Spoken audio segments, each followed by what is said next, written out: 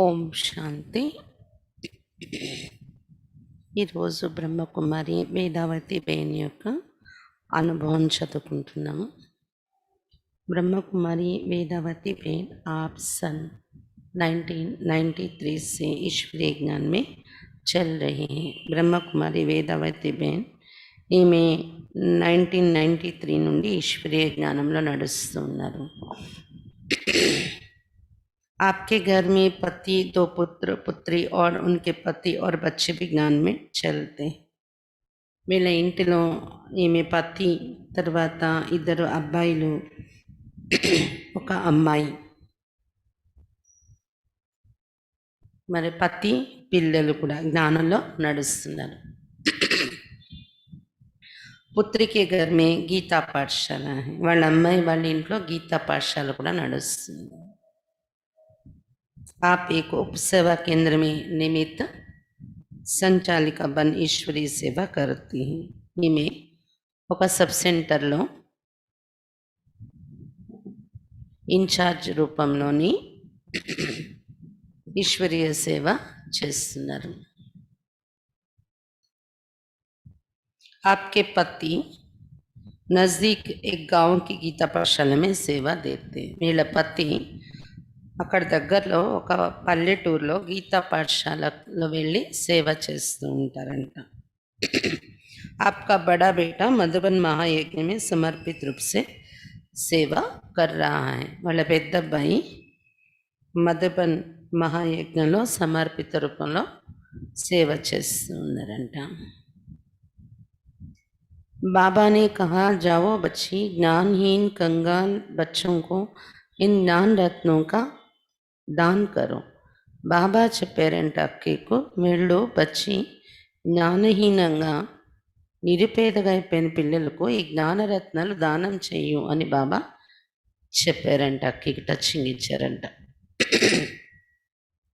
ईश्वरीय विश्वविद्यालय में ऐसी कई माताएं हैं जो गृहस्थी हैं, बाल बच्चेदार है, घर परिवार वाली हैं, फिर भी अपने पति और बच्चों सहित समस्त ईश्वरीय नियमों का पालन करते हुए सेवा में समर्पित हैं. ఈశ్వరీయ విశ్వవిద్యాలయంలో ఇలాంటి కొంతమంది మాతలు కూడా ఉన్నారు. గృహస్థిగా ఉన్నారు, పిల్లలు ఉన్నారు, ఇల్లు పరివారం ఉంది.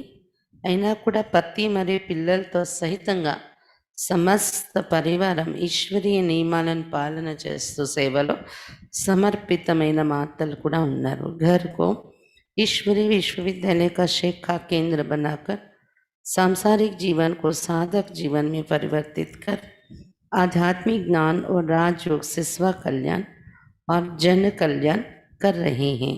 ఇంటిని ఈశ్వరీయ విశ్వవిద్యాలయం యొక్క ఒక శాఖగా తయారు చేసేసుకొని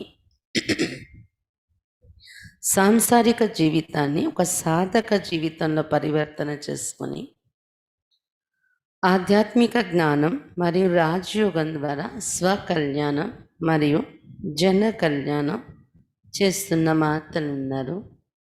ऐसे ही एक माता ब्रह्म कुमारी वेदावती बहन बेंगलोर अलौकिक अनुभव इस प्रकार सुनाती हैं. అలాంటి ఒక మాతల్లో ఒక మాత బెంగళూరు నుండి బ్రహ్మకుమారి వేదావతి బేన్ తన యొక్క अलौकिक అనుభవం ఈ రకంగా వినిపిస్తూ ఉన్నారు. ओम शांति भवन मुझे आकर्षित करने लगा. हमारे घर में सबसे पहले मेरा बड़ा बेटा ज्ञान में आए. మా ఇంటిలో అందరికన్నా ముందు మా పెద్ద అబ్బాయి జ్ఞానంలో వచ్చాడు అని చెప్తున్నారు. मुझे 3 बच्चे, एक बेटी और 2 बेटे. ముగ్గురు పిల్లలు ఉండేవారు ఆమెకు, ఒక అమ్మాయి, 2 అబ్బాయిలు. బేటీకి షాదీ హో చుకి थी. అమ్మాయి వివాహం అయిపోయింది. दोनों बेटे अपनी बहन के पास बेंगलुरु में पढ़ रहे थे. 2 అబ్బాయిలు కూడా వాళ్ళ అమ్మాయికి మ్యారేజ్ అయిపోయింది కదా, వాళ్ళ అమ్మాయి ఇంటిలో బెంగళూరులో ఉండి చదువుకుంటున్నారంట. చదువుకోవటానికి వాళ్ళ సిస్టర్ ఇంట్లో, వాళ్ళ అమ్మాయి ఇంట్లో ఉన్నారంట. मैं भी उस समय बेंगलुरु में ही थी. నేను కూడా ఆ సమయంలో బెంగళూరులోనే ఉన్నాను, మా పిల్లలు జ్ఞానం తెలుసుకున్న టైంలో అని చెప్తున్నారు. एक दिन शाम को बड़ा बेटा बहुत देर से घर आया और आते ही बोला, मैं आज ब्रह्मा कुमारी आश्रम पर गया था, वहाँ आत्मा परमात्मा के बारे में सुनकर आया, मुझे बहुत अच्छा लगा. ఒకరోజు సాయంత్రం వాళ్ళ పెద్ద అబ్బాయి లేట్గా వచ్చాడంట ఇంటికి. రాగానే చెప్పాడంట, నేను ఈరోజు బ్రహ్మకుమారి ఆశ్రమానికి వెళ్ళాను, అక్కడ ఆత్మ పరమాత్మ కోసం విని వచ్చాను, నాకు చాలా మంచిగా అనిపించింది అది విని అని చెప్పాడంట. मैंने कहा, देखो बेटा, तुम वहाँ मत जाओ क्योंकि आश्रम पर जाने की तुम्हारी ఉమ్ర నహీ హై. వెంటనే అక్కే చెప్పారంట, అబ్బాయి నువ్వు వెళ్ళకు అక్కడికి, ఎందుకంటే ఆశ్రమాలకి వెళ్ళేంత వయసు కాదు నీది ఇప్పుడు అని చెప్పారంట. कुछ दिन के बाद मेरा छोटा बेटा भी अपने भाई के साथ सेवा केंद्र पर जाने लगा. కొన్ని రోజులు అయ్యాక మా చిన్న అబ్బాయి కూడా పెద్ద అబ్బాయితో కలిసి సెంటర్కి వెళ్ళడం మొదలుపెట్టాడు. उस समय मेरा ऑपरेशन हुआ था, विश्राम के लिए मैं भी बेटी के घर में थी. ఆ సమయంలో నాకు ఆపరేషన్ అయింది, విశ్రాంతి తీసుకోవటానికి నేను కూడా అమ్మాయి ఇంటిలో వెళ్ళి ఉన్నాను. छोटा बेटा भी आकर कहने लगा, मम्मी वहाँ जो ज्ञान सुनाते हैं ना, वो बहुत अच्छा है, योग करने से मन को खुशी मिलती है. వాళ్ళ చిన్న అబ్బాయి చెప్పాడంట, మమ్మీ అక్కడ ఏదైతే జ్ఞానం వినిపిస్తారో ఆ ఆశ్రమంలో చాలా మంచి జ్ఞానం, అక్కడ యోగం చేస్తే మనస్సుకి ఎంతో ఖుషి లభిస్తుంది అని చెప్పాడంట. मुझे समझ में नहीं आ रहा था कि क्या करूं. ఏం చేయాలనేది నాకు అర్థం కావట్లేదు ఇద్దరు పిల్లలు అలా వెళ్తూ ఉండడం చూసి. 2 दिन के बाद పతి వహా ఆయే. అక్కడికి 2 రోజులు అయ్యాక వాళ్ళ పతి బెంగళూరుకి వచ్చారంట వాళ్ళ అమ్మాయి ఇంటికి. मैंने उनसे कहा कि दोनों बच्चे ब्रह्मा कुमारी आश्रम पर जा रहे हैं, आप उनको रोकिए, मेरी बात नहीं मानते. అప్పుడు వాళ్ళ పతితో చెప్పారంట అక్కయ్య, ఇద్దరు అబ్బాయిలు కూడా బ్రహ్మకుమారి ఆశ్రమానికి వెళ్తున్నారు, మీరు వాళ్ళని వెళ్ళొద్దని చెప్పి ఆపండి, నా మాట వినట్లేదు అని చెప్పారంట అక్కయ్య. उन्होंने कहा, जाने दो, क्या नुकसान है, वो तो अच्छी जगह है. మరి పతి అన్నారంట, వెళ్తే వెళ్ళనీలే, నష్టమేమొచ్చింది, అది మంచి జాగాయేలే, మంచి ఆశ్రమమేలే అన్నారంట. मैं चुप हो गई, इंक నేను మౌనం అయిపోయాను అని చెప్తున్నారు. रोज बच्चे जाते थे और रात को मुझे बताते थे कि वहाँ क्या क्या सुनकर आए, लेकिन मुझे कुछ भी समझ में नहीं आता था. రోజు పిల్లలు వెళ్ళేవారు, రాత్రి వచ్చి చెప్పేవారంట అక్కడ ఏమేమి విని వచ్చారు అని, కానీ నాకేమీ అర్థమయ్యేది కాదు వాళ్ళు చెప్తున్నా అని చెప్తున్నారు. 6 जून 1993 की एक शाम को बड़ा बेटा मुझे टहलने के लिए ले गया. 6 జూన్ 1993 అది. ఒకరోజు సాయంత్రం పెద్ద అబ్బాయి నన్ను బయటకల్లా ఊరికనే తిరిగి రావడానికి నన్ను తీసుకొని వెళ్ళాడు తిప్పటానికి అని చెప్తున్నారు. జహా घूमने गए थे उसी रास्ते में सेवा केंद्र था. ఎక్కడైతే తిరగడానికి వెళ్ళారో వీళ్ళు అదే తోవలో సెంటర్ ఉందంట. बेटे ने कहा, मम्मी एक सेकंड के लिए अंदर जाकर आएंगे, चलो. అబ్బాయి అన్నాడంట, మమ్మీ ఒక సెకండ్ కోసం సెంటర్ లోపలికి వెళ్ళి వద్దాం పదా అన్నాడంట. मैंने मना किया और कहा, आज नहीं कल जाएंगे. అక్కయ్య వద్దు అన్నారంట, ఈరోజు వద్దు రేపు వెళ్దాంలే అని. लेकिन उसने मेरी बहुत बात सुनी नहीं, कहने लगा, 1 मिनट के लिए चलो. అయినా వాళ్ళ అబ్బాయి మాట వినలేదంట. లేదు ఒక సెకండ్ కోసమే కదా, పద పద అని అన్నాడంట. అందర్ లే గయా, లోపలికి తీసుకెళ్ళాడంట సెంటర్లోకి. अंदर जाकर वहाँ का वातावरण, वहाँ की स्वच्छता देख मुझे बहुत शांति का अनुभव हुआ.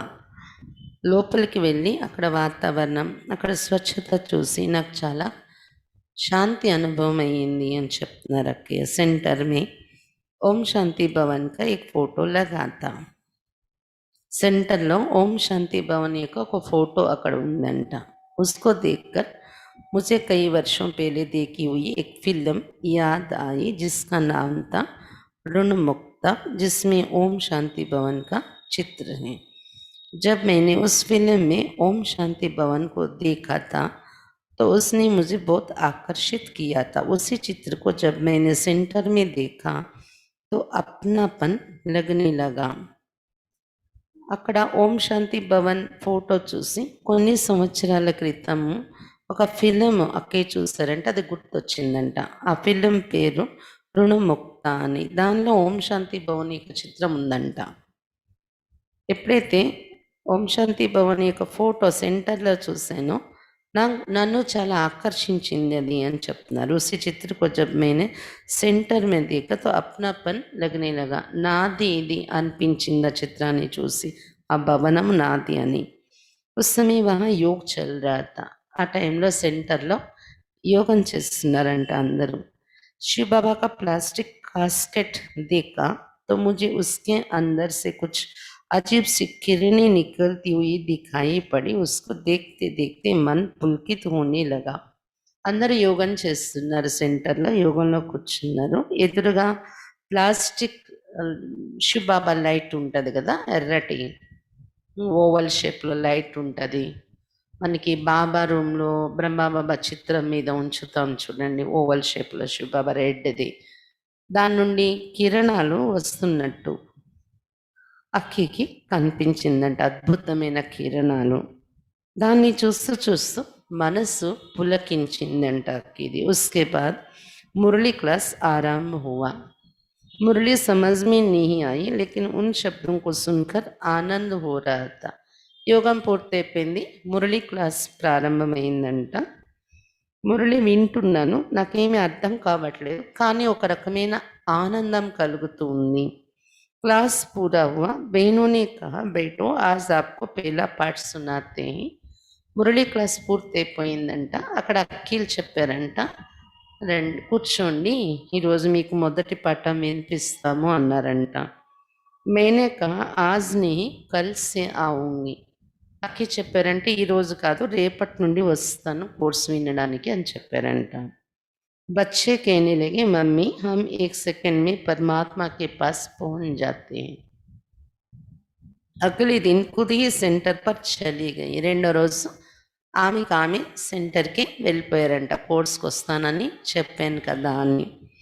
जैसे जैसे वे ईश्वरीय ज्ञान समझाते गए वैसे वैसे मुझे खुशी होने लगी. కోర్స్లో ఈశ్వరీయ జ్ఞానం చెప్తూ ఉన్నారు వాళ్ళు. వింటున్న కొద్దీ నాకు ఆ ఖుషి అనేది అనుభవం అవడం మొదలైంది అని చెప్తున్నారు. लगभग 1 घंटे तक उन्होंने पहला पाठ सुनाया. उसके बाद उन्होंने राजयोगिनी ब्रह्म कुमारी हृदय पुष्पा जी नामक एक कन्नड़ पुस्तक पढ़ने के लिए दी. సుమారుగా 1 గంట వరకు మొదటి పాఠం వినిపించారు అంట. దాని తర్వాత వాళ్ళు రాజయోగిని బ్రహ్మకుమారి హృదయ పుష్ప దాది పేరుతో ఉన్నటువంటి హృదయ పుష్ప దాది కోసం ఉన్నటువంటి ఒక కన్నడ పుస్తకం చదవడం కోసం ఇచ్చారు అంట అక్కకి చదవమని. घर जाकर पुस्तक पढ़ते पढ़ते मुझे ऐसा अनुभव होने लगा कि मैं एक आत्मा हूँ ఈ శరీర से భిన్న. ఆ పుస్తకం నేను చదువుతూ ఇంట్లోని నాకు అనుభవం అవడం మొదలైంది, నేను ఒక ఆత్మను, ఈ శరీరం నుండి భిన్నంగా ఉన్నాను అని. ఏ శరీర एक मंदिर है, मैं आत्मा एक चैतन्य मूर्ति हूँ. ఈ శరీరం ఒక మందిరము, నేను ఆత్మను ఒక చైతన్య మూర్తిని అనిపించింది. उस दिन बेटी ने घर में मांसाहारी भोजन बनाया था. उसने खाने के लिए बुलाया लेकिन मैंने मना कर दिया. ఆ రోజు వాళ్ళ అమ్మాయి ఇంట్లో ఉన్నారు కదా జ్ఞానం వినే టైంలోని బెంగళూరులోని. అయితే వాళ్ళ అమ్మాయి ఇంట్లో మాంసాహారం వండారంట ఆ రోజు. ఎప్పుడైతే ఆత్మ అనుభవం అయిందో అక్కకి ఆ రోజు ఆ భోజనం తినాలనిపించలేదంట. భోజనానికి పిలిస్తే నాకు ఆకలి లేదు అని మానేశారంట తినడం. కహా ఆజ్ ముజే ఖానేకి ఇచ్చానే, నాకు తినాలనిపించట్లేదు అనేసి తినలేదంట. दूसरे दिन कोर्स के लिए सेंटर पर गई. उस दिन परमात्मा का परिचय दिया गया. రెండో రోజు మళ్ళీ సెంటర్కి కోర్స్ కోసం వెళ్ళాను. ఆ రోజు పరమాత్మ పరిచయం ఇచ్చారు. बहनों ने कहा इस ज्ञान द्वारा हम एक पल में పరమాత్మ से మిలన్ మనా సక్తే అక్కేలు చెప్పారంట ఈ జ్ఞానం ఎలాంటిదంటే ఒక్క క్షణంలో పరమాత్మతో మిలనం చేసుకోగలం మనము అన్నారంట घर में बेटे भी कहते थे कि मम्मी हम एक सेकंड में परमात्मा के पास पहुंच जाते हैं ఇంట్లో ఆల్రెడీ వాళ్ళ అబ్బాయిలు కూడా చెప్పారు మమ్మీ ఒక సెకండ్లో పరమాత్మ దగ్గర చేరిపోతాం మనము అని యోగంలో मुझे ऐसा नहीं होता था तो मुझे बहुत దుఃఖ होने लगा కానీ అక్కయ్యలు చెప్పినట్టు కానీ వాళ్ళ అబ్బాయిలు చెప్పినట్టు కానీ ఒక సెకండ్లో పరమాత్మ దగ్గరికి వెళ్ళడం ఇది అనుభవం అవ్వలేదంట అక్కకి సెంటర్లో నాకు చాలా దుఃఖం కలిగింది వాళ్ళందరూ అలా చెప్తారా అనుభవాలు నాకేంటి అనుభవం అవ్వట్లేదు అని దుఃఖం కలిగింది అని చెప్తున్నారు उस समय मुझे ये नहीं पता था कि परमात्मा का नाम शिव है मुझे इतना पता पड़ा था कि భగవాన్ నిరాకారి అప్పుడు నాకు తెలీదు పరమాత్మ పేరు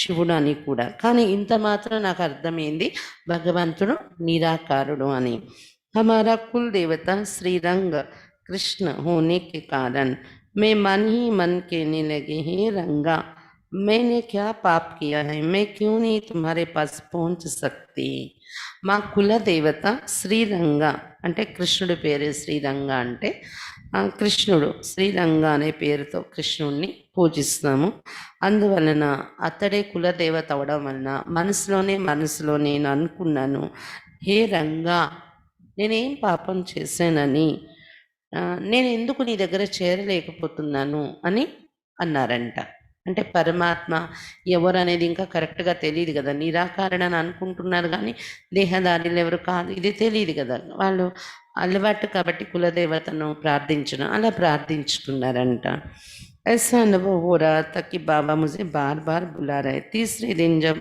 उन्होंने परमधाम का परिचय दिया तो मुझे अनुभव होने लगा कि मैं आत्मा अशरीरी होकर ऊपर ऊपर जा रही हूँ उस ज्योति लोक में परमात्मा से दूर जाकर खड़ी हुई हूँ మూడో రోజు ఎప్పుడైతే పరంధామం యొక్క పరిచయం ఇచ్చారో నాకు అనుభవం అయింది నేను ఆత్మ అశరీరే పైకి పైకి ఎగిరిపోతూ ఉన్నాను ఆ జ్యోతి లోకంలో పరమాత్మ దగ్గర పరమాత్మ నుండి దూరంగా నిలిచి చూస్తున్నాను అలా అనుభవం అయింది ఓ జ్యోతి ముజే కే రేతి ఆవో బచ్చి ఆవో క్యూ దూర్ కడి హో అప్పుడు పరంధామంలో ఉన్న జ్యోతి అక్కయ్య జ్యోతి స్వరూపును ఎగిరిపోయినట్టు అనుభవం చేస్తున్నారు కదా అక్కి జ్యోతిని దూరంగా ఉండి పరమాత్మ జ్యోతిని చూస్తున్నారు కదా పరమాత్మ జ్యోతి నుండి అనుభవం అయిందంటే ఏమని అక్కితో మాట్లాడుతున్నట్టు ఆవో బచ్చి ఆవు ఎందుకు దూరంగా నిల్చున్నావు అని అంటున్నట్టు అనుభవం అయిందంట బాబాకి కిరణి మీరు ऊपर पड़ रही थी बाबा किरणाలు కూడా నా పైన పడుతూ ఉన్నాయి मुझे ऐसा अनुभव हो रहा था कि बाबा बार बार बुला रहा है నాకు ఎటువంటి అనుభవం అయిందంటే బాబా మాటి మాటికి పిలుస్తున్నారు అని అనుభవం అయింది అని చెప్తున్నారు మే ఆగే బడి ऐसा लगा कि बाबा की उस रोशनी में मैं समा गई నేను ముందుకు వెళ్ళాను నాకు ఎలా అనిపించిందంటే బాబా యొక్క ప్రకాశంలో నేను ఇమిడిపోయాను అనిపించింది मुझे बहुत आनंद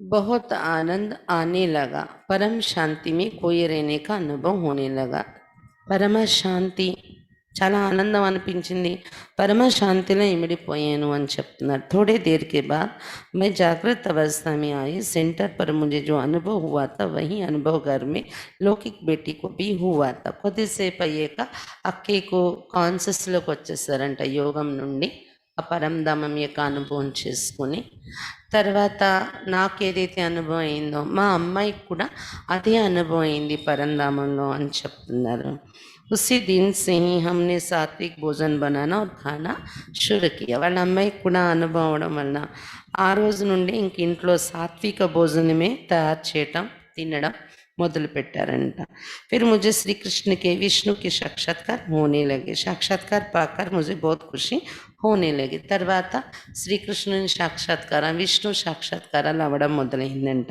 నాకు చాలా ఖుషి అయింది సాక్షాత్కారాలు చూసి అని చెప్తున్నారు घर में बच्चे और मैं ज्ञान ले चुके थे लेकिन पति बाकी थी उनको हमने सेंटर चलने के लिए कहा उन्होंने कहा मैं नहीं आऊँगा भले ही आप लोग जाओ कोई आपत्ति नहीं है ఇంట్లో పిల్లలందరూ జ్ఞానంలోకి వచ్చేసారు, నేను వచ్చేసాను, ఇంకా పతి ఒక్కరే ఉండిపోయారు. అతనికి చెప్పాము సెంటర్కి పదండి అంటే ఆయన అన్నారంట, నేను రాను, భలే మీరు వెళ్ళండి, నాకేమీ ఇబ్బంది లేదు అన్నారంట. फिर भी मैंने कहा एक सेकंड के लिए आप चलिए, అయినా కానీ అక్కయ్య అన్నారంట, ఒక సెకండ్ కోసం అయినా పదండి సెంటర్కి వెళ్దాము అని. వి ఆయే చిత్రం కా వివరణ సున్నా. అలాగే సెంటర్కి వెళ్ళాడంట ఆయన, వాళ్ళ పత్తి చిత్రాల యొక్క వివరణ అంతా విన్నారు అంట.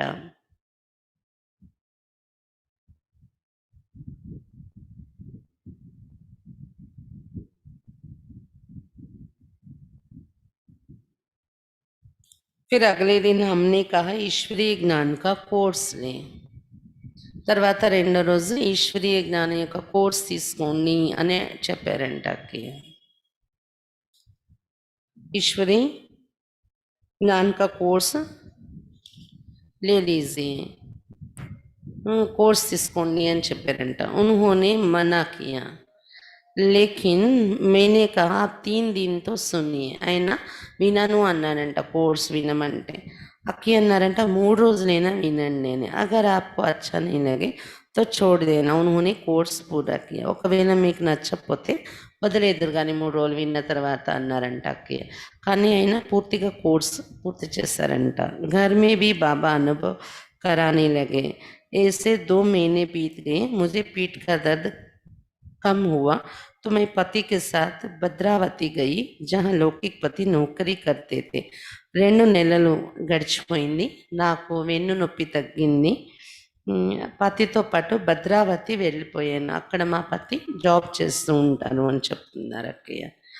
वहाँ जाकर सेंटर पर जाना शुरू किया. భద్రావతిలో సెంటర్కి వెళ్ళడం మొదలుపెట్టారంట.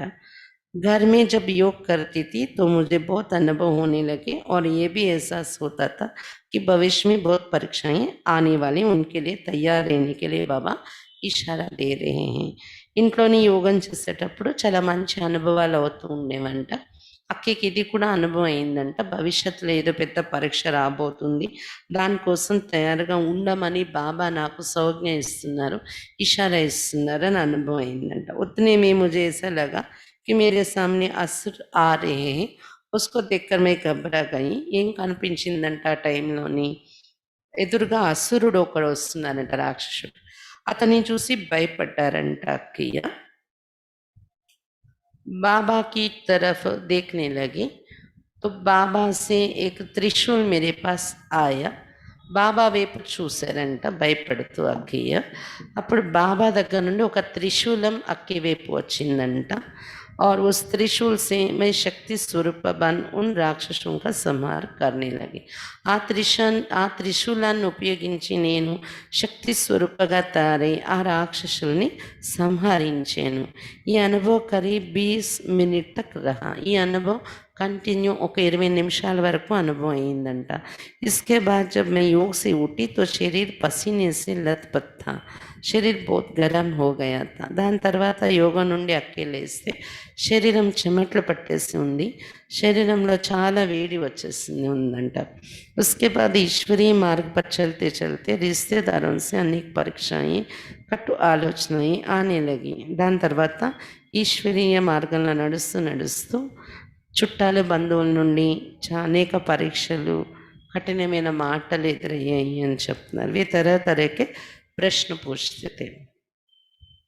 వాళ్ళు అనేక రకాల ప్రశ్నలు అడిగేవారంట బంధువులు. మే బాబా के साथ संयुक्त होकर ज्ञान के उत्तर देती थी तो वे चुप हो जाते थे. నేను బాబాతో కలిసి అనుభవం చేసుకుంటూ సమాధానం ఇచ్చేదాన్ని వాళ్ళు అడిగే ప్రశ్నలకి, వాళ్ళు సైలెంట్ అయిపోతూ ఉండేవారు అని చెప్తున్నారు. एक मत युक्त पति पत्नी की आध्यात्मिक साधना ही शिव पिता को प्रिय है. मैंने ईश्वरीय नियमों का पूरा पालन करना आरंभ किया. నేనైతే పూర్తి నియమాలు ప్రారంభించాను, ఈశ్వరీయ నియమాలు. అన్నశుద్ధి अपनाने में कोई तकलीफ नहीं हुई. అన్నశుద్ధి పాటించడానికి కూడా నాకేమీ कष्टम रानेदो। मुझे बोलने की बहुत आदत थी, सारा दिन किसी न किसी के साथ बोलती ही रहती थी। ज्ञान मिलते ही मुझ में గంభీరత అంతర్ముక్త ఆ గయి. నాకు మాట్లాడే అలవాటు చాలా ఉండేది.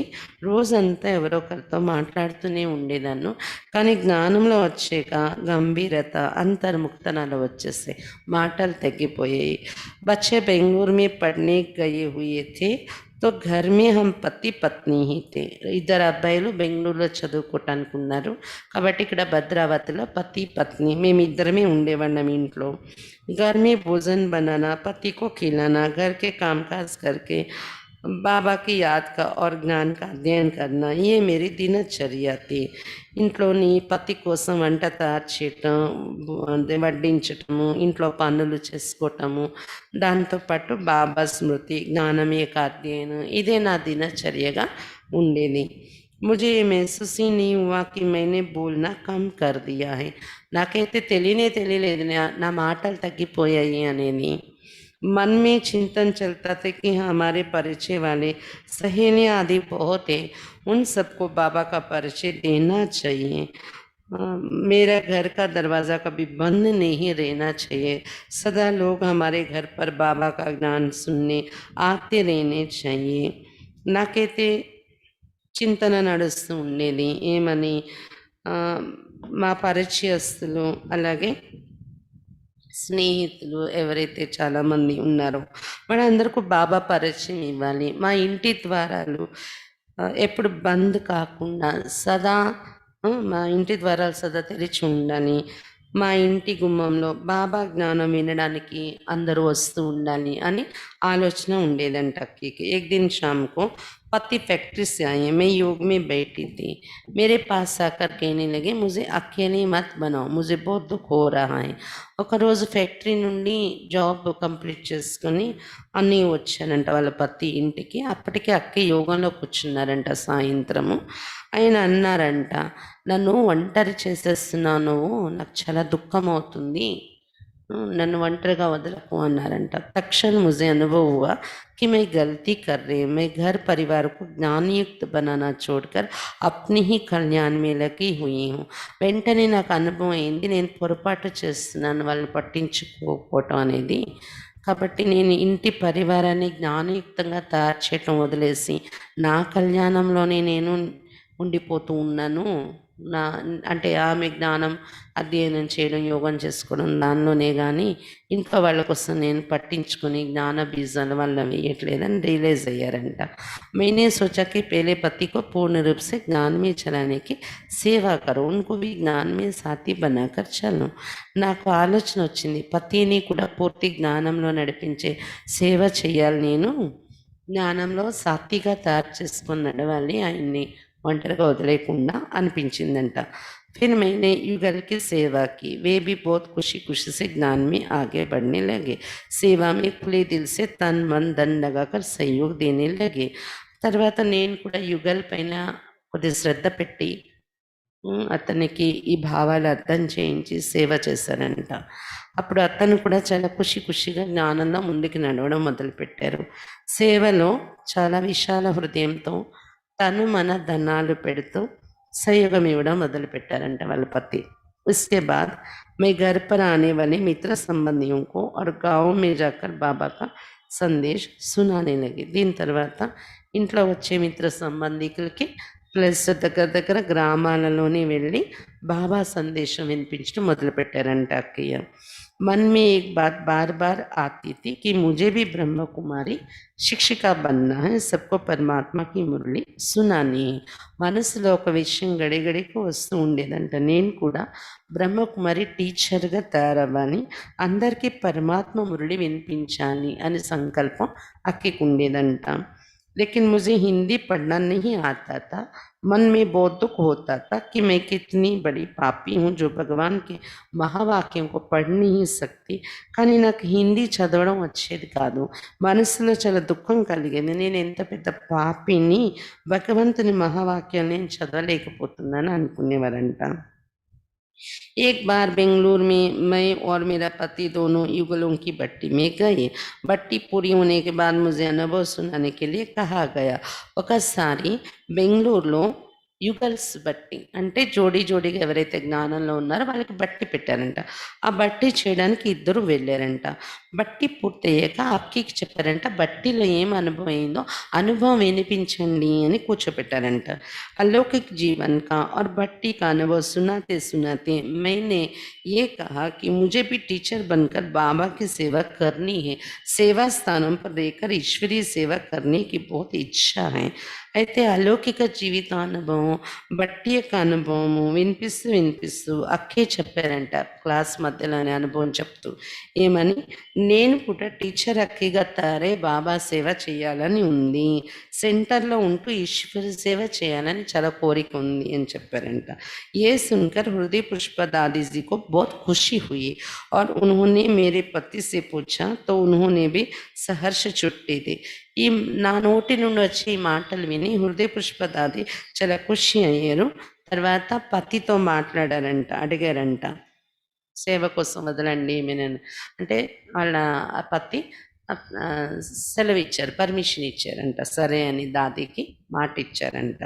सन 1995 में మధుబన్ గయి और 2.5 मास वहाँ సేవా మే రహి. తర్వాత 1995లో మధుబన్ వెళ్ళాను. 2.5 నెలలు అక్కడ సేవలో ఉండిపోయాను. इस अवधि में बाबा ने मुझे सब तरह के अनुभव कराए और अतः शक्ति भर दी. ఆ 2.5 నెలల్లో బాబా నాకు చాలా అనుభవాలు చేయించారు, అపారమైన శక్తి కూడా నాలో నింపారు అని చెప్తున్నారు.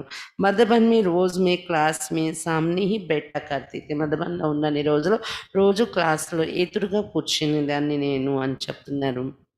एक दिन बाबा ने मुझे अनुभव कराया कि बाबा हाथों में रत्नों को भरकर मेरे से कह रहा है कि जाओ बच्ची जाओ, ज्ञान रत्नों को बांटो। संसार में बहुत से मेरे बच्चे ज्ञान रत्नों के बिना कंगाल बन चुके, उनको इन रत्नों का दान करो. ఒక రోజు బాబా అనుభవం చేయించారంట.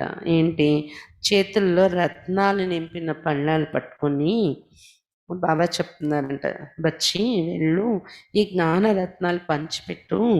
ప్రపంచంలో చాలామంది నా పిల్లలు ఉన్నారు, జ్ఞాన రత్నాలు దొరకకుండా నిరుపేద అయిపోయి ఉన్నారు, వాళ్ళందరికీ ఈ రత్నాలు దానం చేయు అని చెప్తున్నట్టు అనుభవం అయిందంట. క్లాస్ ముందు ఫస్ట్ లైన్లో వెళ్ళి కూర్చునేవారు అక్కయ్య, యోగం చేస్తుంటే అలా అనుభవం అయిందంట.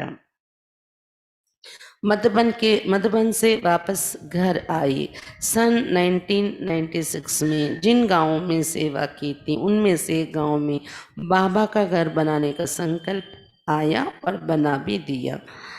మధుబన్ నుండి తిరిగి ఇంటికి వచ్చేసారంట. 1996లో ఏ విలేజ్లో అక్కయ్య వెళ్ళి సేవ చేశారు. అందులో ఒక విలేజ్లో బాబా ఇల్లు తయారు చేయాలని సంకల్పం వచ్చిందంట.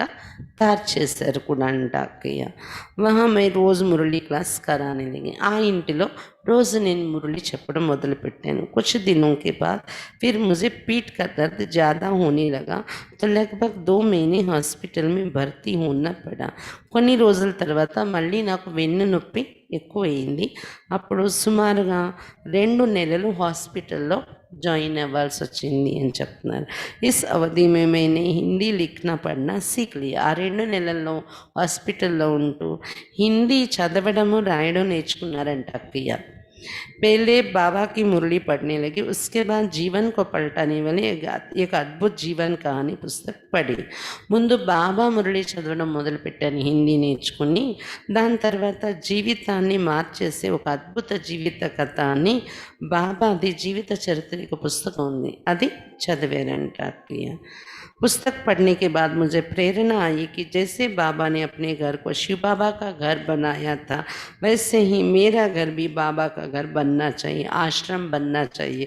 रोज़ सुबह संध्या बाबा की मुरली चलनी चाहिए. బాబా జీవిత చరిత్ర చదివేక అక్కికి ప్రేరణ కలిగిందంట. బాబా ఎలాగైతే తన ఇల్లు శివబాబా ఇల్లుగా తయారు చేశారో అలాగే నా ఇల్లు కూడా బాబా ఇల్లుగా అయిపోవాలి, ఆశ్రమంగా అయిపోవాలి. నా ఇంటిలో కూడా రోజు ఉదయం సాయంత్రం బాబా మురళి నడవాలి అని अनिपिंचिंदंट कि 2 महीने के अंदर ही हमारा लौकिक घर बाबा की गीता पाठशाला बन गया. బాబా की సేవ చల్నే లగి. అక్కడికి 2 నెలల్లోని మా ఇల్లు గీతా పాఠశాల అయిపోయింది. అక్కడ సేవ మొదలైంది. कुछ दिनों के बाद संकल्प आने लगा कि एक सेवा केंद्र खोल दे. కొన్ని రోజులు అయ్యాక ఒక సెంటర్ లాగా దాన్ని తయారు చేయాలని ఆలోచన వచ్చిందంట. फिर सरकार की तरफ से ज़मीन के लिए कोशिश की गई. वो प्रोजेक्ट एरिया होने के कारण जगह मिलना मुश्किल था. फिर भी सरकारी दफ्तरों में जाकर साइट मंजूर करवा ली. మరి సెంటర్ చేయాలంటే వీళ్ళ ఇంట్లోనే కాకుండా ఒక మంచి సెంటర్ తయారు చేయాలని జాగా కోసం ప్రయత్నించారంట. అది ప్రాజెక్ట్ ఏరియా అవడం వలన, గవర్నమెంట్ ప్రాజెక్ట్ ఏరియా అవడం వలన అక్కడ జాగాలు దొరకడం కష్టం అంట. అయినా కూడా గవర్నమెంట్ ఆఫీసెస్లో తిరిగి ఎలాగోలాగా జాగా కోసం ఒప్పించారంట.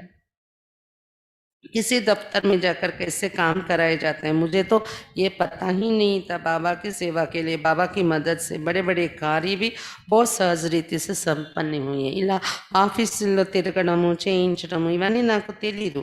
కానీ బాబా కార్యం కోసం బాబా సహయోగంతో పెద్ద పెద్ద కార్యాలు కూడా చాలా సహజంగా సంపన్నమయ్యాయి. साइट भी मिली, वहाँ बाबा का घर भी बन गया.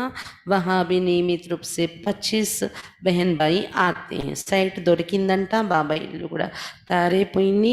అక్కడ రెగ్యులర్గా 25 మంది అన్ని లక్కీలు వస్తూ ఉంటారంట. दाता वो परमात्मा है. ज्ञान में आने के बाद सगे संबंधियों ने धन के विषय में धोखा दे दिया. జ్ఞానంలో వచ్చిన తర్వాత వాళ్ళ దగ్గర సంబంధికులు ధనం విషయంలో మోసం చేశారంట. हमारे से जो लाखों रुपये लिए थे वे वापस नहीं किए. पूछा तो वापस देने के लिए इनकार कर दिया. లక్షల రూపాయలు వీళ్ళ దగ్గర నుండి తీసుకున్నారంట వాళ్ళ దగ్గర సంబంధికులు. వాళ్ళు అడుగుతుంటే ఇవ్వట్లేదంట, ఇవ్వము అనేసారంట వీళ్ళు. उन्होंने कहा ईश्वरीय विश्वविद्यालय जाना छोड़ दो, फिर हम पैसे वापस करेंगे, नहीं तो नहीं. వాళ్ళు అన్నారంట, మీరు ఆ ఈశ్వరీయ విశ్వవిద్యాలయానికి వెళ్ళడం ఆపేయండి, అప్పుడు మేము డబ్బులు ఇస్తాము అన్నారంట, లేకపోతే ఇవ్వము అన్నారంట. लेकिन हमें परमात्मा मिल चुका था, उसके साथ योग लगाने का, मानसिक सुख शांति पाने का रास्ता मिल चुका था. तो हमने यही स्वीकार कर लिया कि भले ही आप पैसे मत दो, लेकिन हम इस आध्यात्मिक रास्ते को नहीं छोड़ेंगे. కానీ మాకు ఇక్కడ పరమాత్మతో కొని మానసిక సుఖ శాంతి యొక్క మార్గం మాకు దొరికింది. అందుకు మేము మనసు ఇది స్వీకరించేసాం. భలే మా డబ్బులు రాకపోయినా పర్వాలేదు, కానీ మేము ఈ ఆధ్యాత్మిక మార్గాన్ని మాత్రం విడిచిపెట్టాము అనుకున్నారంట. दाता वो परमात्मा है. जब हम उसके बने हैं तो हमें किसी चीज़ की कमी नहीं होगी. దాత పరమాత్మ కదా, అతని పిల్లలైపోయాం కాబట్టి ఏ వస్తువు మనకు లోటు ఉండదులే అనుకున్నారంట. इस विकट परिस्थिति में बाबा का ईश्वरी परिवार का बहुत प्यार मिला, हिम्मत मिली, सहयोग मिला. ఇలాంటి ఆర్థికంగా కష్టం ఉన్న పరిస్థితుల్లో కూడా బాబా నుండి, ఈశ్వరీయ పరివారం నుండి చాలా ప్రేమ దొరికింది, సాహసం దొరికింది, సహయోగము దొరికింది అని చెప్తున్నారు. హమే కిసి వస్తుకి కమీ नहीं हुई. మాకే వస్తువు లోటు రాలేదు. बिना किसी कष्ट के हम ईश्वरीय जीवन में खुशी खुशी से आगे बढ़ने लगे. ఏ కష్టం లేకుండా ఈశ్వరీయ జీవితంలో ఖుషి ఖుషిగా మేము ముందుకి నడిచేము అని చెప్తున్నారు. मैं ये बात इसलिए बता रही हूँ कि अगर अलौकिक जीवन में अर्थात ज्ञान सहित अवस्था में ऐसे कोई नुकसान होता है तो बहुत समय तक दुख महसूस होता रहता है, लेकिन बाबा के ज्ञान योग और ईश्वरीय परिवार की मदद से हम पर कोई बुरा असर नहीं पड़ा. నేను ఈ విషయం ఎందుకు మీకు అందరికీ చెప్తున్నానంటే, ఒకవేళ లౌకిక జీవితంలో ज्ञानम లేనటువంటి జీవితంలో ज्ञान रहित अवस्था में ऐसा कोई नुकसान होता है तो बहुत समय तक दुख महसूस होता रहता है. జ్ఞానం లేని జీవితంలోని ఏదైనా నష్టం జరిగిపోతే చాలా సమయం వరకు ఆ దుఃఖం మన మనసులో ఉండిపోతుంది. దుఃఖంతో పీడితులవుతూ ఉంటాం అజ్ఞానంలో, లౌకికంలో ఉన్నప్పుడు. కానీ బాబా జ్ఞానయోగాలు మరి ఈశ్వరీయ పరివారం సహయోగంతో మా మీద ఆ నష్టం యొక్క ఎఫెక్ట్ ఏమీ పడలేదు. లక్షల రూపాయలు, కొన్ని లక్షలు పోయాయి కదా, చుట్టాల దగ్గర ఉండిపోయి ఇవ్వనేస్తారు, కానీ మా మీద ఎలాంటి ప్రభావాన్ని చూపించలేదు ఆ నష్టము అనేది. कर्म का ज्ञान होने के कारण हमने समझा कि अगर वे पैसे हमारे होते तो हमें अवश्य मिल जाते, कोई बात नहीं। उन्होंने तो स्थूल धन हड़प लिया, लेकिन हमारे पास अविनाशी ज्ञान धन है, उससे तो हम मालामाल है ही అనుకున్నారంట. కర్మల జ్ఞానం అర్థమైన కారణంగా అనుకున్నారంట. ఏమని? ఒకవేళ మన డబ్బు అయితే అది తప్పకుండా మనకి చేరుతుంది, మనది కాంది మన దగ్గరికి రాదు అనేసుకున్నారంట. తర్వాత అనుకున్నారంటే ఇంకాను వాళ్ళు స్థూలమైన ధనము చీల్చుకున్నారు మన దగ్గర, కానీ మన దగ్గర ఉన్న అవినాశి ధనం అయితే చాలా ఉంది కదా, దాంతో మనం ఎలాగో సంపద భరితంగానే ఉన్నాము అని అనుకున్నారంట. వాళ్ళు స్థూల ధనాన్ని తీసుకున్నారు, అంతే కదా అనుకున్నారంట. आश्चर्य की बात ये हुई कि जिन्होंने हमारे पैसे वापस नहीं किए वे आज बहुत मुश्किल में हैं. ఆశ్చర్యం యొక్క విషయం ఏంటంటే, ఎవరైతే మా దగ్గర డబ్బు తీసుకొని తిరిగి ఇవ్వలేదో వాళ్ళు ఈరోజు చాలా కష్టాల్లో పడి ఉన్నారంట. सारा धन खोकर कष्ट का जीवन बीता रहे, डब्बंता పోయి कष्ट जीवितम जीविస్తున్నారంట వాళ్ళు. मैं ये कहना चाहती हूँ कि सत्कर्म का फल ही सुखदायी होता है. दूसरों को दुख देकर दूसरों की संपत्ति को अपना बनाने से सुख नहीं मिल सकता.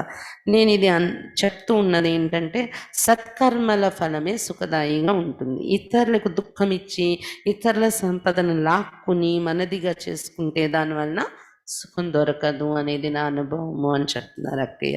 अभी हमारे परिवार में मैं, मेरा पति, मेरे 2 बेटे, बेटी, बेटी का पति, बेटी के 2 बच्चे सब ईश्वरीय ज्ञान का पूर्ण तरह अनुसरण करते हैं. बेटी के घर में गीता पाठशाला चलती. ఇప్పుడు నేను, నా పతి, నా యొక్క 2 అబ్బాయిలు, అలాగే అమ్మాయి యొక్క పతి, మళ్ళీ వాళ్ళకి 2 పిల్లలు ఉన్నారంట. వాళ్ళు అందరూ పూర్తిగా ఈశ్వరీయ జ్ఞానాన్ని అనుసరిస్తున్నారు. అమ్మాయి వాళ్ళ ఇంట్లో కూడా గీతా పాఠశాల నడుస్తుంది అని చెప్తున్నారు. ప్రశ్న: आपको पवित्र रहने में पति की तरफ कोई विघ्न नहीं आए? మీకు పవిత్రంగా ఉండడంలో పతి వైపు నుండి విఘ్నం రాలేదా అని అడుగుతున్నారు. नहीं, मुझे जब ज्ञान मिला उस समय मेरी आयु 42 वर्ष की थी और मुझे 3 बच्चे भी थे, इसलिए विकार में जाने का संकल्प ही नहीं आया. నేను జ్ఞానంలో వచ్చేటప్పటికి వయసు 42, 3 పిల్లలు ఉన్నారు. వికారాల యొక్క సంకల్పమే నాకు ఉండేది కాదు. ज्ञान मिलने से पहले भी मेरी इच्छा होती थी ज्ञान मिलने से पहले भी मेरी इच्छा होती थी कि अभी मुझे आध्यात्मिक जीवन बिताना है. ఈ జ్ఞానాల రాక ముందు నుండి కూడా నా కోరిక ఉండేది ఆధ్యాత్మిక జీవితం జీవించాలి అని. ज्ञान में आने के बाद 6 महीने तक पति को कुछ हद तक संकल्प आते थे. జ్ఞానంలోకి వచ్చాక ఒక 6 నెలల వరకు పతికి అయితే కొంచెం సంకల్పాలు నడిచేవి. जब भी उनके मन में मेरे पास आने की इच्छा होती थी उससे आधे घंटे पहले ही मेरी आंखें खुल जाती थी और आभास हो जाता था कि आज शायद वे मेरे पास आने वाले ही. मैं उठकर योग करना आरंभ कर देती थी. मेरे पास आने पर चारों तरफ प्रकाश ही प्रकाश दिखाई पड़ता था तो वे शांत हो जाते थे. పతి ఈమె దగ్గర రావటానికి ముందు ఈమెకు అనుభవం అయ్యేదంట రాబోతున్నారేమో అని. అరగంట ముందే కళ్ళు తెరవబడి నిద్ర నుండి మేల్కొని యోగంలో కూర్చుండిపోయేవారంట. ఆ పతి దగ్గరకు వస్తే ఈమె దగ్గరికి అనిపించేదంట ఈమె యోగంలో కూర్చోవడం వలన నలువైపుల ప్రకాశమే ప్రకాశం ఈమెలో కనిపించడం వలన అతను శాంతమైపోయేవారంట. ऐसे 2-3 बार हुआ तो मुझे संकल्प आया कि पहले घर को पूर्ण तरह शुद्ध बना देना चाहिए. ఇలా 2-3 సార్లు జరిగింది. తర్వాత సంకల్పం చేశారంట ఇంటిని పూర్తిగా శుద్ధంగా తయారు చేసేసుకోవాలని. క్యూంకి బాబా కైతే కి చారిటీ బిగిన్స్ ఎట్ హోమ్. ఎందుకంటే బాబా చెప్తారు కదా ఇంట గెలిచి తెచ్చగలవాలని. కాబట్టి ఇంటిని నేను పూర్తి పవిత్రంగా తయారు చేయాలని సంకల్పం తీసుకున్నారంట. उसके बाद मैंने घर के एक कमरे को बाबा का कमरा बनाया. అందుకు ఏం చేస్తారంటే ఇంట్లో ఒక రూమ్ కేటాయించి బాబా రూమ్ తయారు చేస్తారంట. సెంటర్లో బాబా రూమ్ ఉంటుంది కదా, అలాగా ఇంట్లో ఒక రూమ్ కేటాయించి బాబా రూమ్ తయారు చేస్తారు. ఉస్మే एक संदली भी रखी, దానిలో ఒక చిన్న స్టేజ్ కూడా పెట్టారంట. सुबह फैक्ट्री जाने से पहले रोज बाबा के कमरे में संदली पर बैठकर योग करने के लिए पति को कहती थी और ये भी कहती थी कि आप इस यज्ञ में अपने विकारों को स्वाहा करो और मैं भी करूँगी. రోజు ఉదయం ఫ్యాక్టరీలో జాబ్ కోసం వాళ్ళ పతి బయటకు వెళ్తారు కదా, వెళ్ళే ముందు రోజు ఆ బాబా రూమ్ ఏదైతే వాళ్ళ ఇంట్లో పెట్టారో, స్టేజ్ పెట్టారో, ఆ స్టేజ్ మీద కూర్చొని యోగం చేయమని చెప్పేవారంట వాళ్ళ పతికి, అక్కయ్య. ఇంకా ఇది యజ్ఞం మన ఇంట్లో పెట్టాం. ఈ యజ్ఞంలో మీలో ఉన్న వికారాలు స్వహా చేసేయాలి, నేను కూడా చేస్తాను అనేవారంట అక్కయ్య. उसके बाद उन्होंने विकार के बारे में कभी सोचा नहीं, तब से हम సంపూర్ణ యోగి జీవన్ బితాతే. ఆ తర్వాత అతనికి వికారాల యొక్క ఆలోచన వచ్చేది కదా, అప్పటి నుండి మేము సంపూర్ణ యోగి జీవితాన్ని గడుపుతున్నాము అని చెప్తున్నారు. ప్రశ్న, माताएं अकेली ज्ञान में आती हैं तो उनको हर तरफ से परीक्षाएं आती हैं, ऐसी स्थिति में वे कैसे ज्ञान में आगे बढ़े, आप अपने अनुभव के आधार से बताएं. మాతలు ఒంటరిగా జ్ఞానంలో వచ్చేవారికి అన్ని రకాల పరీక్షలు వస్తే ఆ స్థితిలో జ్ఞానంలో ముందుకు ఎలా నడవాలి, మీ అనుభవం ఆధారంతో చెప్పండి అని అడుగుతున్నారు. उत्तर, मैं समझती हूँ इस ज्ञान में आगे बढ़ने के लिए माताओं के मन में दृढ़ संकल्प चाहिए. నేను అనుకుంటున్నాను జ్ఞానంలో ముందుకు వెళ్ళాలంటే మాతల మనసులో దృఢ సంకల్పం కావాలి. అడోస్ పడోస్ వాళ్ళకి బాతం పర్ ధ్యాన్ దేనా नहीं चाहिए. ఇరుగు పొరుగు వాళ్ళ మాటలపైన గమనిక పెట్టకూడదు. घर वाले गाली देंगे, गली वाले ताने मारेंगे, सहेलियां मजाक उड़ाएंगी कि ये बन गई मीरा, देखो बड़ी योगिनी जा रही हैं, लेकिन हमें ईश्वरीय नशे में रहना चाहिए और उनके प्रति शुभ भावना के प्रकंपन फैलाते रहना चाहिए. ఇంట్లో వాళ్ళు తిడతారు, ఇరుగు పొరుగు వాళ్ళు అనే మాటల మీద గమనిక పెట్టకూడదు. ఇంట్లో వాళ్ళు తిడుతూ ఉంటారు, అలాగే వీధిలో వాళ్ళు కూడా కామెంట్స్ చేస్తూ ఉంటారు, ఫ్రెండ్స్ కూడా హాస్యం ఆడుతూ ఉంటారు. మీరా అయిపోయింది ఈమె, చూడు పెద్ద యోగిని అయిపోయింది ఈమె, గొప్ప యోగిని అయిపోయింది, ఇలాంటి మాటలతో ఎగతాళి చేస్తూ ఉంటారు. కానీ ఈశ్వరీయ నశలో ఉండాలి మనం, ఆ మాటల్ని పట్టించుకోకూడదు. వాళ్ళ పట్ల శుభ భావన యొక్క ప్రకంపనాలు మనం పంపించాలి. मेरे साथ भी ऐसे ही हुआ, నాకు కూడా ఇలాంటి అనుభవమే అయ్యింది. जब मुझे बाबा पर और बाबा के ज्ञान पर पूरा निश्चय हुआ तो मैंने रंगीन कपड़े पहनना छोड़ दिया. నాకు ఏ రోజైతే బాబా పైన జ్ఞానం పైన నిశ్చయం ఏర్పడిందో రంగు బట్టలు వేసుకోవడం వదిలేశారంట అక్కయ్య. సఫేద్ వస్త్రీ ధారణ करते थे, తెల్ల బట్టలు వేసుకునేవారంట అక్కయ్య. थोड़े दिन तक मोहल्ले वाले कुछ न कुछ कहते रहे, लेकिन मैंने ध्यान ही नहीं दिए. కొన్ని రోజుల వరకు ఆ వీధిలో వాళ్ళు ఏదో ఒకటి కామెంట్స్ చేస్తూ ఉండేవారంట, నేను వాళ్ళ మాటలే పట్టించుకోలేదు. అవి వే చుప్ హే ముझे ऊंची नजर से देखते. ఇప్పుడు వాళ్ళందరూ సైలెంట్ అయిపోయారు, నన్ను ఎంతో గొప్ప దృష్టితో చూస్తారు, ఉన్నత దృష్టితోని అని చెప్తున్నారు. इसलिए मैं समझती हूँ जिसका संकल्प कमजोर होते वे ही ज्ञान में डगमगाते. అందువలన అనుభవంతో అక్కి చెప్తున్నది ఏంటంటే, ఎవరి సంకల్పాలు బలహీనంగా ఉంటాయి, ఎవరు ఏమనుకుంటారో, ఎవరు ఏమనేస్తారో, లౌకికులు ఏమనుకుంటారో, అలా సంకల్పాలు బలహీనంగా ఉంటే జ్ఞానంలో ఊగుతూ ఉంటారు, వాళ్ళు डगमगाते ఉంటారు. डरते जिनका निश्चय अचल रहता है वो किसी बात से डरते नहीं, क्योंकि परमात्मा से बड़ा और कोई होता नहीं. ఎవరికి నిశ్చయము చంచలంగా ఉంటుందో వాళ్ళు ఏ విషయాన్ని భయపడరు, ఎందుకంటే పరమాత్మ నుండి, పరమాత్మ కన్నా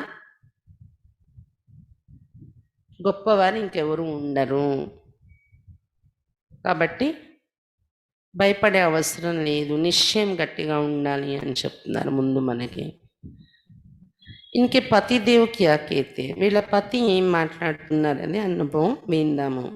क्या ज्ञान में आने के लिए आपको पत्नी से प्रेरणा मिली? ఏంటి జ్ఞానంలో రావడానికి మీ పత్ని నుండి మీకు ప్రేరణ దొరికిందా అని అడుగుతున్నారు.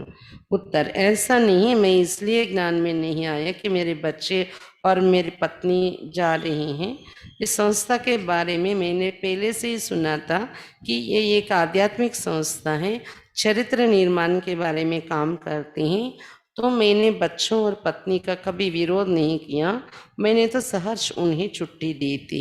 వాళ్ళు చెప్పిన కారణంగా నేను వచ్చాను అనేదైతే కాదు, నా పిల్లలు పత్ని వెళ్తున్నారు కదా అందుకే నేను వెళ్ళాలి ఈ జ్ఞానంలో అని అలా రాలేదు. నేను ఈ సంస్థ కోసం ముందు నుండి నేను విన్నాను, ఇది ఒక ఆధ్యాత్మిక సంస్థ, చరిత్ర నిర్మాణం యొక్క పని చేస్తుంది ఈ సంస్థ అని. మరి పిల్లలు పత్ని వెళ్తున్నారని తెలిసి అందుకే నేను ఎప్పుడు విరోధము చేయలేదు కూడా వెళ్ళొద్దు అని.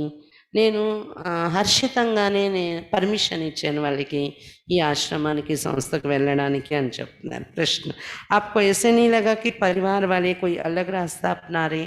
మీకు అనిపించలేదా నా పరివారం వాళ్ళు ఏదో వేరే మార్గంలో వెళ్ళిపోతున్నారని అని అడుగుతున్నారు. उत्तर: नहीं, क्योंकि पहले से भी मैं भक्ति, पूजा, अर्चना, उपवास, व्रत आदि में अनासक्त था. मुझे कर्म कांड में विश्वास नहीं था. లేదు, నాకు అలా అనిపించలేదు వేరే మార్గంలో వెళ్ళిపోతున్నారని. ఎందుకంటే ముందు నుండి నాకు భక్తి అన్నా, పూజ అన్నా, అర్చన, ఉపవాసాలు, వ్రతాలన్నా ఇంట్రెస్ట్ ఉండేది కాదు. ఆ కర్మకాండలో నాకు నమ్మకాలు కూడా ఉండేవి కాదు. మే అప్నే విద్యార్థి జీవన్ సే స్వామి వివేకానంద జీ కా అనుయాయి థా. స్టూడెంట్ లైఫ్ నుండి నేను వివేకానంద స్వామిని అనుసరించేవాడిను అని చెప్తున్నారు.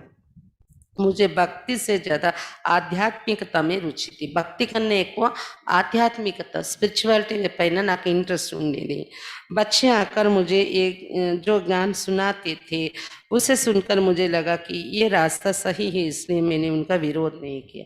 పిల్లలు అక్కడ విన్నవన్నీ నాకు వచ్చి చెప్తే, సెంటర్లో విన్నవన్నీ నాకు సరైన మార్గం ఇది అనిపించేది. అందుకే నేను ఎప్పుడు వాళ్ళకి విరోధం చూపించలేదు, వెళ్ళొద్దని చెప్పలేదు అని చెప్తున్నారు. ज्ञान से पहले भी घर में सत्यनारायण की पूजा होती थी. मुझे उसमें रुचि नहीं थी, लेकिन मैं मना नहीं करता था. उसके लिए जो सहयोग चाहिए, व्यवस्था चाहिए, कर लेता था. జ్ఞానంలో రాకముందు కూడా ఇంట్లో సత్యనారాయణ పూజ చేసేవారంట, వ్రతం. నాకైతే ఇంట్రెస్ట్ ఉండేది కాదు అలాంటివి అంటే మీద నమ్మకాలు, ఇంట్రెస్ట్. కానీ నేను నిషేధించేవాడిని కూడా కాదనేవాడిని కాదు. ఆ పూజ కోసం ఏమేమి సంయోగం చేయాలి, ఏమి ఏర్పాట్లు చేయాలి అవన్నీ చేసేవాడిని, సంయోగం చేసేవాడిని అన్న. इस ज्ञान मार्ग में भी शुरू में मुझे रुचि नहीं थी, फिर भी मैंने आरंभ से सहयोग दिया. అలాగే జ్ఞాన మార్గంలో కూడా స్టార్టింగ్లో అయితే నాకేమి అంత ఇంట్రెస్ట్ లేదు, కానీ నేను మాత్రం సహయోగం ఇచ్చాను ఇంట్లో వాళ్ళకి అన్ని రకాలుగాను జ్ఞానంలో నడవడానికి అని చెప్తున్నారు. ప్రశ్న: जब आपकी पत्नी ने पवित्रता के बारे में कहा तो आपको बुरा नहीं लगा? మీ పత్ని పవిత్రత విషయం మీకు చెప్పినప్పుడు మీకు చెడుగా అనిపించలేదా అది అని అడుగుతున్నారు. ఉత్తర్: नहीं, जब युगल ने कहा कि हम अब पवित्र रहेंगे तो मैंने हाँ कह दिया. ఎప్పుడైతే యుగల్ పత్ని చెప్పారో మనం పవిత్రంగా ఉంటాము ఇప్పుడు అని, నేను అలాగే అన్నాను. दाम्पत्य जीवन बीताते हमें लगभग 25 साल हो गए थे. बच्चे भी बड़े हो रहे थे. मैंने समझा कि अब वैसे भी हमें विकारी जीवन की आवश्यकता नहीं, आध्यात्मिक जीवन బితానా చాయి. పిల్లలు కూడా పెద్దవాళ్ళు అయిపోయారు కాబట్టి నీకు అనిపించిందంట మనకేమీ వికారి జీవితం అవసరం లేదు, ఆధ్యాత్మికంగా మనం గడపాలి అని నాకు అనిపించింది. पहले से मेरा विचार था कि परिवार का कोई भी कार्य करना है तो पति और पत्नी दोनों की सहमति चाहिए, तब उसमें सफलता मिलती అయితే ముందు నుండి కూడా నాకు ఇది నేను అనుకునేవాను, కుటుంబంలో ఏదైనా కార్యం జరగాలంటే పతి పత్ని ఇద్దరు సహమతితో నడిస్తేనే సఫలత దొరుకుతుందనే ఒక భావం అయితే నాకు ముందు నుండి కూడా ప్రతి విషయంలో ఉండేది అని చెప్తున్నారు. భోగి జీవన్ के लिए भी दोनों की सम्मति जरूरी है. अगर पत्नी की सहमति और अनुमति नहीं है तो मैं समझा कि उस जीवन की आवश्यकता हमें नहीं है, इसलिए मैं उसकी बात पर सहमत हो गया. భోగి జీవితానికైనా యోగి జీవితానికైనా ఇద్దరి అనుమతి సహమతి కావాలి. కాబట్టి ఎప్పుడైతే ఆమె అనుమతించలేదు అంటే మన జీవితంలో అది అవసరం లేదని నేను అనుకున్నాను.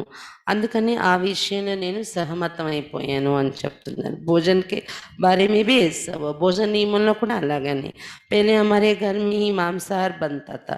जब पत्नी ज्ञान में चलने लगी तो उसने कहा आपको क्या चाहिए बताइए, बना कर दूंगी, लेकिन मैं नहीं खाऊंगी. बच्चे भी ऐसे कहने लगे कि हम नहीं खाएंगे. तो मैंने सोचा जब बच्चे पत्नी नहीं खा रहे तो मैं क्यों खाऊं, मुझे भी नहीं चाहिए. मैं तो ये समझता कि घर उसी को कहा जाता है जिसमें माँ बाप और बच्चे एक मत होकर चलते हैं.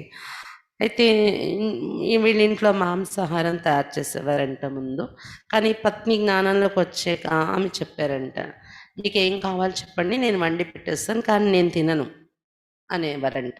పిల్లలు కూడా అనేవారంట మేము తినము అని. అప్పుడు అనిపించేదంట నీకు పిల్లలు మరి పత్ని తినకపోతే నేనెందుకు తినాలి, నాకు కూడా వద్దు అనేసి మాంసాహారం మానేస్తారు. ఎందుకంటే అన్ని భావన ఏంటంటే ఒక ఇల్లు అంటే అందులో అమ్మ నాన్న పిల్లలు ఐక్యమత్యంగా ఒకే భావంతో నడిచినప్పుడు అది ఒక ఇల్లు. కుటుంబం అంటారు అనే భావం ఉండడం వలన అన్నయ్య వద్దనేసారంట, మానేసారంట మాంసాహారం. प्रश्न, जब वेदावती माता ने गीता पाठशाला खोली तो उसके लिए जमीन खरीदने, मकान बनाने के लिए कच्चा तो आपको ही करना पड़ा। क्या आपको ऐसा नहीं लगा कि पत्नी मेरी कमाई को ईश्वरीय विश्वविद्यालय के लिए लगा रही है? ఎప్పుడైతే వేదావతి మాత గీతా పాఠశాల తెరిచారో దానికోసం జాగా కొనడం, ఇల్లు కట్టటము, ఆ ఖర్చంతా మీరే పెట్టాల్సి వచ్చేదేమో, మీకు అలా అనిపించలేదా? మా పత్ని ఏంటి, నేను సంపాదించిన సంపాదన అంతా ఆ ఈశ్వరీయ విశ్వవిద్యాలయానికి, ఓం శాంతికి పెట్టేస్తుంది ఈవిడ అని అలా అనిపించలేదా మీకు అని అడుగుతున్నారు ప్రశ్న. उत्तर नहीं, लौकिक में मैं 2-3 बार భగవద్గీత का पूरा अध्ययन कर चुका हूँ. నాకు అలా అనిపించలేదు అని చెప్తున్నారు అతను. ఎందుకంటే లౌకికంలో ఉన్నప్పుడే 2-3 సార్లు భగవద్గీతను పూర్తిగా అధ్యయనం చేశారంట అన్నయ్య. गीता में ये महावाक्य आते हैं, ये संसार खड़ा ही है देने और लेने के आधार पर, मैं जो देता हूँ मैं उसी को पाता हूँ. ఆ భగవద్గీతలో మహావాక్యాలు వస్తాయి. ఏంటంటే ఈ సంసారం నిలబడిందే ఇచ్చిపుచ్చుకునే నియమం ఆధారంపైనే నడుస్తుంది ఈ సృష్టి, ఈ సంసారం అని ఉందంట అందులో. నేను ఏది ఇస్తానో అదే నేను పొందుతాను అనేది గీత చదివితే అర్థమయ్యే విషయం. मैं जितना लेता हूँ उतना ही देना पड़ता है. इस संतुलन के सिद्धांत पर ही ये दुनिया चलती है. నేను ఎంత తీసుకొని ఉంటానో ఒకప్పుడు నేను ఇప్పుడు అంతా ఇవ్వాల్సి వస్తుంది. ఈ ఈ సంతులనం సిద్ధాంతం పైనే ఈ ప్రపంచం అంతా నడుస్తుంది, ఇచ్చిపుచ్చుకునే సిద్ధాంతం పైనే అనేది అన్నీ నమ్మేవారంట. उसमें ये महावाक्य भी है कि जो ईश्वरार्थ देते हैं उसके प्रति ईश्वर उसे ब्याज के साथ वापस करते, एक के बदले 100 देता. గీతలో ఇది కూడా నాకు అర్థమైంది. మహావాక్యాలు ఏంటంటే ఈశ్వరుని కోసం ఎవరు ఇస్తారో ఈశ్వరుడు వడ్డీతో సహా వాళ్ళకి తిరిగి ఇచ్చేస్తాడు, 1కి 100 రెట్లు చేసి అని గీతలో చదివారంట అన్నయ్య. ఇక్కడైతే 100 ఏంటి 1000 రెట్లు కూడా చేసి బాబాయ్ ఇస్తున్నారు మనకి. 1000 రెట్లు పైనే 16 రెట్లు ఇచ్చేస్తానంటారు బాబాయ్ ఇక్కడ. इसलिए ईश्वरीय सेवा करने के लिए रिंचक मात्र भी मुझे कोई संकल्प नहीं आया, बदले में खुशी हुई कि धन का सदुपयोग हो रहा है. అందువలన ఈశ్వరీయ సేవ చేయడానికి కొంచెం కూడా నాకు సంకల్పం రాలేదు, ఎందుకు పెట్టాలి ఖర్చు అని నాకు ఆలోచన రాలేదు. దాని బదులు ఇంకా సంతోషం కలిగేది, నా ధనము సదుపయోగం అవుతుంది అని ఖుషి అయ్యేది అని చెప్తున్నారు. ऐसे कि मैं खानदान से ही साहूकार था, मेरी एक इंश्योरेंस पॉलिसी थी, उसमें से निकाला और गांव में पूर्वजों की थोड़ी सी जमीन थी उसको बेचा और युगल ने अपने गहनों को बेचा. इस पैसे से जमीन ली और गीता पाठशाला का मकान बनाया गया. అంటే నేనేదో వంశపారంపర్యంగా డబ్బున్నవాడినని కూడా కాదు, అంత అంటే తాతల కాలం నుండి డబ్బు పడి లేదు అంట వాళ్ళ దగ్గర. కానీ ఒక ఇన్సూరెన్స్ పాలసీ కట్టారంట అన్నయ్య, అది బయటకు తీశారంట బాబా సేవలో ఇల్లు కట్టడం కోసం, సెంటర్ కోసం. అలాగే వాళ్ళ విలేజ్లో పూర్వజులు వాళ్ళ తాతల కాలం నుండి ఉన్న కొంచెం భూములు ఉండేవంట, అవి అమ్మి బాబా ఇల్లు కట్టడానికి పెట్టారంట. ఇంకా వాళ్ళ యుగల్ అంటే వాళ్ళ పత్ని దగ్గర నగలు ఉండేవంట, ఆ నగలు అమ్మేసి బాబా ఇల్లు కట్టడానికి పెట్టారంట. ఈ విధంగా గీతా పాఠశాల ఇల్లు మేము తయారు చేసాము అని చెప్తున్నారు అన్నయ్య. प्रश्न, आपका घर ही ईश्वर का सेवा स्थान बन गया, आपकी युगल पूर्णतः ईश्वरीय सेवा में समर्पित हो गई और आपका बड़ा बेटा भी समर्पित होकर ईश्वरीय सेवा कर रहा है. इन सबसे आप संतुष्ट और खुश हैं या कभी कभी उलझन में आते हैं? మీ ఇల్లే ఈశ్వరుని సేవా స్థానంగా తయారైపోయింది, మీ యొక్క పత్ని పూర్తిగా ఈశ్వరీయ సేవలో సమర్పితం అయిపోయారు, మీ పెద్దబ్బాయి కూడా సమర్పితం అయిపోయి ఈశ్వరీయ సేవ చేస్తున్నారు. ఆబులో ఉన్నారనమాట వాళ్ళ పెద్దబ్బాయి జ్ఞానసల వల్ల. మరి వీళ్ళందరి నుండి మీరు సంతోషంగా ఉన్నారా, లేదా అప్పుడప్పుడు మీరు ఏమైనా సంశయంలోకి వస్తూ ఉంటారా అని అడుగుతున్నారు ప్రశ్న. उत्तर नहीं, मुझे खुशी होती, నేను సంశయం రాను, నాకు ఇంకా ఖుషి కలుగుతుంది అంటున్నారు. परिवार वालों के आचार विचार व्यवहार और ईश्वरीय सेवा से मैं संतुष्ट हूँ. పరివారంలో ఉన్న వారి ఆచరణ, వాళ్ళ ఆలోచనలు, వాళ్ళ వ్యవహారము, వాళ్ళు చేసే ఈశ్వరీయ సేవతో నేను సంతుష్టంగా ఉన్నాను అని చెప్తున్నారు. मैं इस ज्ञान में भावना से नहीं आया हूँ, तर्क सम्मत रीति से और వైజ్ఞానిక ఆధార్ से मुझे इस ज्ञान में నిశ్చయ बैठा है. నేను ఈ జ్ఞానంలో ఏదో భావన మూఢ విశ్వాసంతో రాలేదు. నేను లాజికల్గా ఆలోచించి వైజ్ఞానిక అంటే సైంటిఫిక్ ఆధారాలతో ఆలోచించి నేను ఈ జ్ఞానంలో నాకు నిశ్చయం కూర్చుంది. అంతేగాని ఏదో ఇంట్లో వాళ్ళు నడుస్తున్నారని ఏదో మంచిది అని భావన ఒక భావనతోనే రాలేదు. నేను భావనతో పాటు లాజికల్‌గా ఆలోచించి, సైంటిఫిక్‌గా ఆలోచించి, జ్ఞానం మీద నిశ్చయం ఏర్పడింది నాకు అని చెప్తున్నారన్నయ్య. కర్మ సిద్ధాంత్ పర్ ముझे పూరా విశ్వాస్ హై. భక్తి పైన విశ్వాసం లేదు గానీ, కర్మ సిద్ధాంతం మీద పూర్తి విశ్వాసం ఉంది అన్నయ్యకు. హమ్ జో కరేంగే ఉసి కో పాయేంగే. అందులో ఏంటి మనం ఏది చేస్తామో అదే పొందుతామనేది నమ్మేవారంట అన్నయ్య. अब हम श्रेष्ठ कर्म ईश्वरीय सेवा कर रहे हैं और उनमें मैं सहयोगी बन रहा है, इसलिए मुझे बहुत बहुत खुशी है. ఇప్పుడు మేము శ్రేష్ఠ కర్మ చేస్తున్నాము, ఈశ్వరీయ సేవ చేస్తున్నాము, మరి దానిలో నేను సహయోగిగా తయారై ఉన్నాను మా కుటుంబం వాళ్ళ వెనుక. అందువలన నాకు చాలా చాలా ఖుషి ఉంది ఈ విషయంలో అని చెప్తున్నారండి. అంతేగాని ఎప్పుడు కన్ఫ్యూజ్ సంశయంలోని రాలేదు, అందరు ఇలా అయిపోయారు ఏంటి అని. ఇంకా ఖుషి ఉంది నాకు అని చెప్తున్నారనమాట. ఇది వేదావతి బేన్ యొక్క అనుభవం విన్నాం. ఇంకా రేపు ఒకరి అనుభవం ఉంది, అది అయిపోతే కంప్లీట్ అయిపోయినట్లే ఈ బుక్ మనకి. రేపు కూడా ఈరోజు మాదిరిగానే ఎర్లీగానే మొదలు పెట్టుకుంటాం, కొంచెం ఒక 10 నిమిషాల ముందే. అచ్చా, ఓం శాంతి.